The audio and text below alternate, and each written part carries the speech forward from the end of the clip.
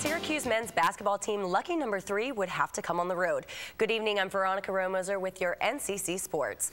Well, it's been almost a month since the Villanova Wildcats embarrassed the Orange at home in front of nearly 34,000 fans, losing 83-72. SU couldn't stop Nova's nearly flawless game from beyond the arc. For Philly natives Scoop Jardine, Rick Jackson, and Dion Waiters, the chance to redeem themselves was personal. And so with the bitter taste still in their mouth, the Orange traveled to Philadelphia tonight for a shot at sweet redemption. Nova takes the lead early in the first, but Chris Joseph finds Rick Jackson under the basket, and the two-hand dunk for Jackson, and he's feeling right at home in Philly. Scoop Jardine with the ball drives to the basket and gets the foul, puts SU up 9-6. SU would be up now 23-19. Nova looking to score, and Joseph with the block. Brandon Trish will pick it up, and down the court, Jardine will find Jackson for the alley-oop. With a little more than 2 minutes to play in the half, Nova would close the gap as Baimu Sakeda is called for a lane violation. He puts the ball down, and that would be good enough for a technical foul.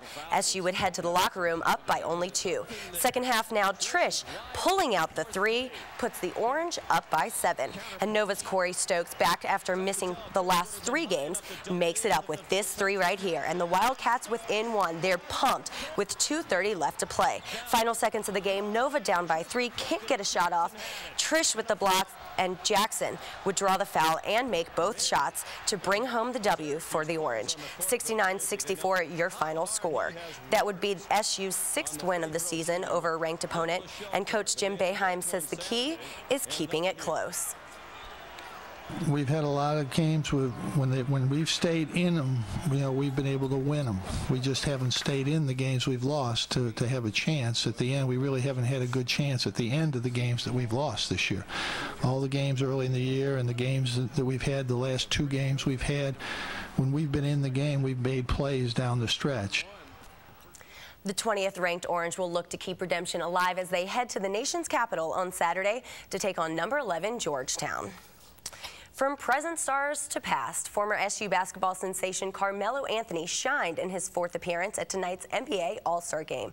And as always, it was complete with all-star performances. Kobe Bryant would net his 4th MVP at home in Los Angeles, finishing with 37 points and 14 rebounds. LeBron James would become the only the 2nd player in history to tally a triple-double in an All-Star game, following behind the legendary Michael Jordan. And fans surged with excitement for the gravity-defying dunk king himself, Blake Griffin, making his All-Star debut. But for Central New Yorkers, all that paled in comparison to ongoing talks of a potential trade to return the prodigal son to his homeland.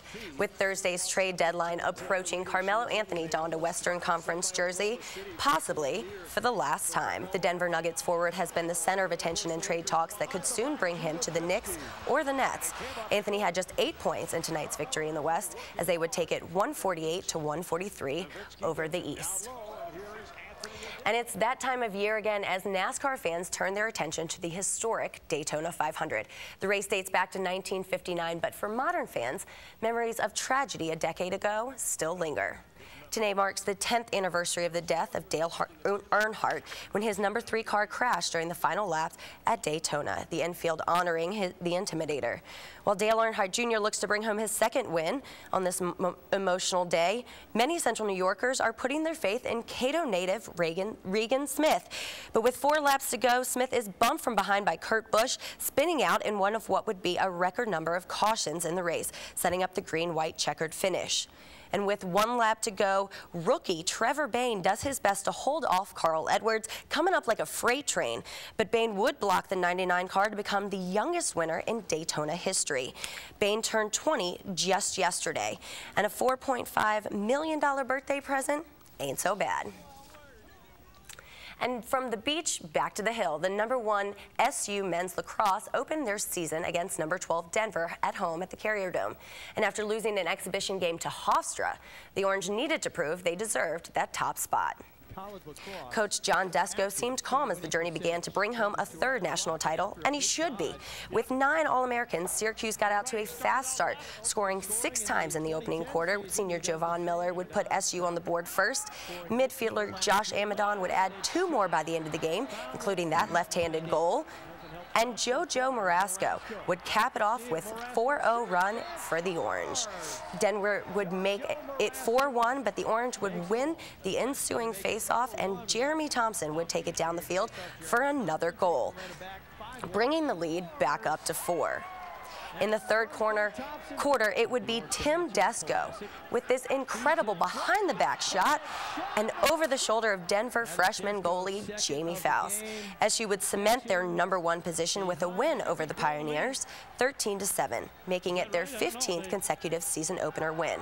The Orange will face top-ranked Virginia at home on Friday.